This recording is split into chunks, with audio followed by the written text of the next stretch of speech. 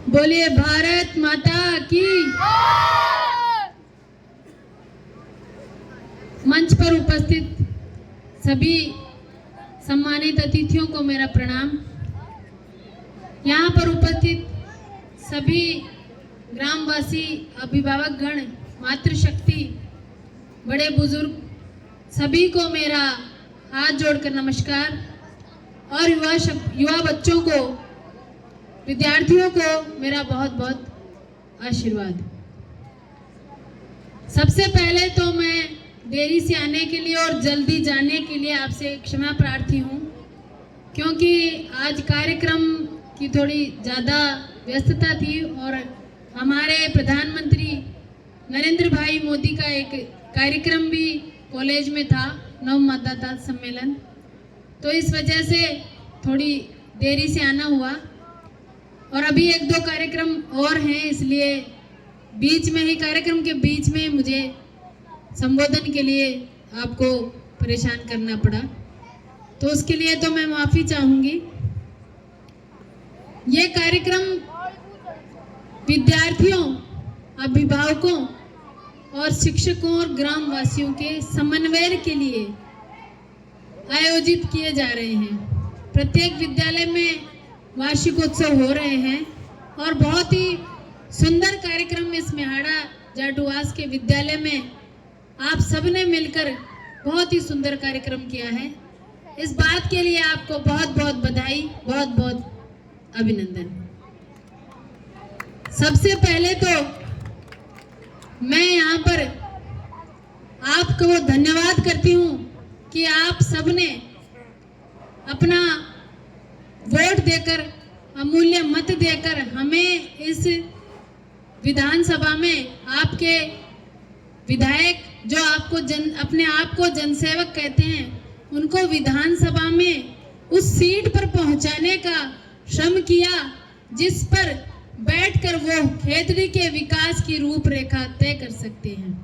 इस बात के लिए मेहाड़ा जाटूवास की धरती को बहुत बहुत धन्यवाद।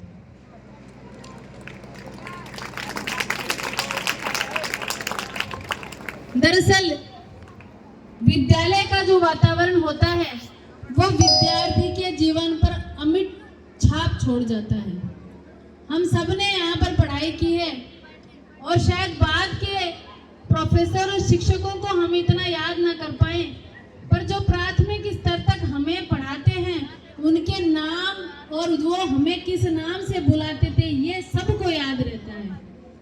तो एक बच्चा कोरे कागज की तरह, एक अनकड़ पत्थर की तरह विद्यालय में प्रवेश करता है और ये शिक्षकों का दायित्व है कि उस पत्थर को किस प्रकार कर तराश कर आप समाज के लिए उपयोगी जिम्मेदार नागरिक के रूप में तय करके उसको तराश कर उसकी सुंदर प्रतिमा बनाकर समाज के लिए, जनोपयोगी के लिए, कार्यों के लिए जिस प्रकार से आप समाज को प्रदान कर सके, ये शिक्षकों की महत्वपूर्ण भूमिका है इस कार्य में।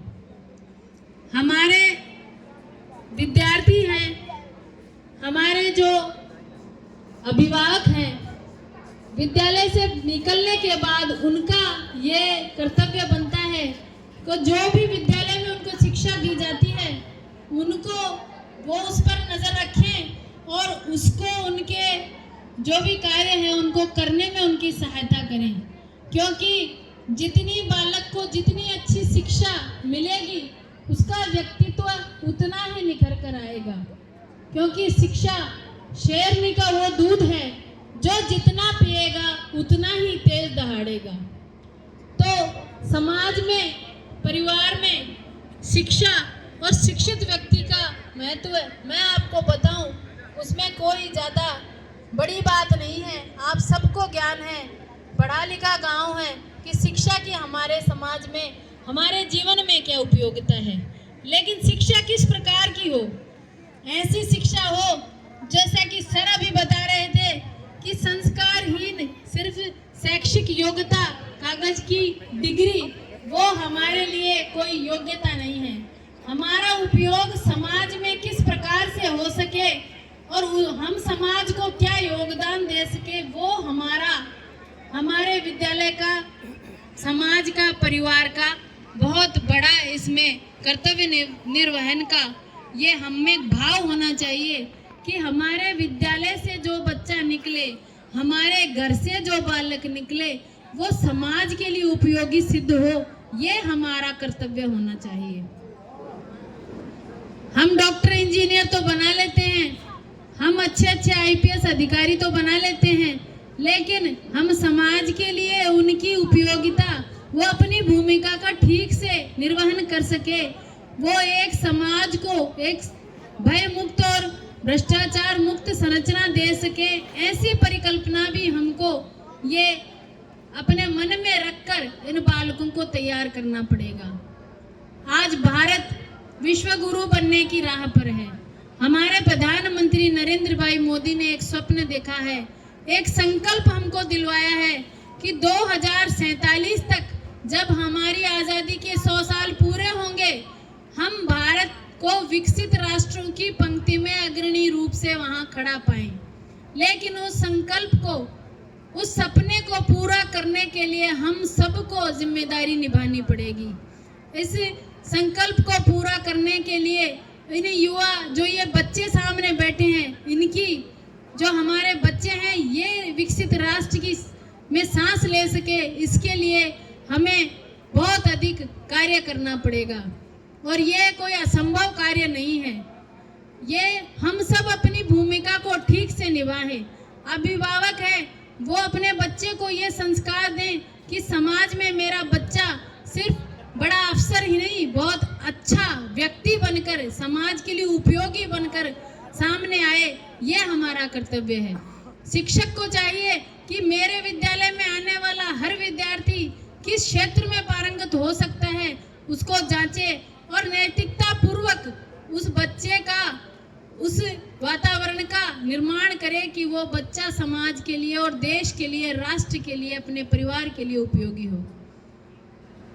हम सब एक विकसित राष्ट्र में सांस लें, इस सब के लिए हम सबको मिलकर प्रयत्न करना पड़ेगा, क्योंकि हमने अपनी आने वाली पीढ़ी को कंक्रीट के जंगल बना के देने का जो निश्चय मन में कर लिया है, ये हमारे लिए बहुत घातक सिद्ध होने वाला है। क्योंकि आज ऐसी जो भी अवधारणा आधुनिकता युग की है, जो भी समाज में देख रहे हैं, इसके परिणाम हमें ही भुगतने पड़ रहे हैं। तो हम सबको बच्चों को नैतिकता और नैतिकवादी गुण देकर विद्यालय से बाहर भेजना है और वो राष्ट्र के लिए उपयोगी हो, ये सब हम सबको मिलकर गहरे से सोचना होगा। खैर, बच्चों को इतना बड़ा और लंबा भाषण ज्यादा समझ में नहीं आता, लेकिन फिर भी मैं आप सबसे एक अपेक्षा रखती हूँ कि हम इस विद्यालय में पढ़ने वाले, किसी भी विद्यालय में पढ़ने वाले बालकों को जहाँ भी कहीं कुछ गलत करते देखें तो ये नहीं कि ये मेरा बच्चा तो नहीं है, मैं क्यों टोकूं।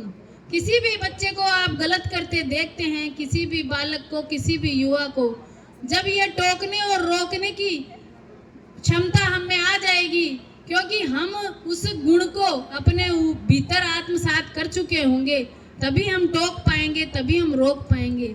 माता पिता का आदर करिए, गुरुजनों को आदर करिए। सिर्फ किताबों में लिखने से, किताबों में पढ़ने से और कॉपी में लिखने से नहीं होगा, उसको सिखाना पड़ेगा। प्राचीन काल में हमारा इतना लंबा गौरवशाली अतीत है।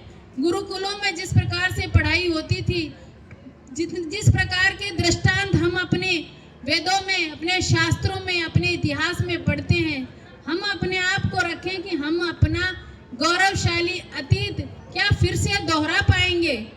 और जब तक हम उस अतीत को दोहराने की प्रक्रिया में अपने आप को नहीं लगाएंगे, तब तक हमारा आधुनिक बनना, आधुनिक दिखना कोई बड़ी बात नहीं है कि हमको लोग बाग सिर्फ और सिर्फ आधुनिक ही समझे, संस्कारवान न समझे।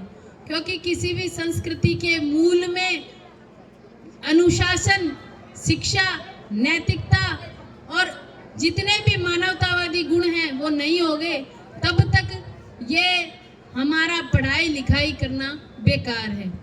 तो मेरा और हमारे जो विधायक साहब हैं, जो आपको अपने आप को क्षेत्र का जनसेवक कहते हैं, उनका एक ही विजन है कि हमारे खेतड़ी के किसी भी गांव के, किसी भी अपने शहर के बच्चे क्षेत्र में किसी से भी पीछे नहीं रहे और ना ही हमारा क्षेत्र किसी से पीछे रहे। जब विकसित भारत का सपना जब पूरा हो तो खेतड़ी स्वयं विकसित होकर उस पंक्ति में आगे खड़ी हो, इस बात का संकल्प हम सबको लेना पड़ेगा। मैं थोड़ी आज व्यस्तता ज़्यादा है, इसलिए आप सबसे कम समय के लिए थोड़ी क्षमा प्रार्थी हूँ। आप सबने मुझे यहाँ बुलाया, मान सम्मान दिया, आप सबको बहुत बहुत आप सबका आभार, अभिनंदन। जय हिंद, जय भारत।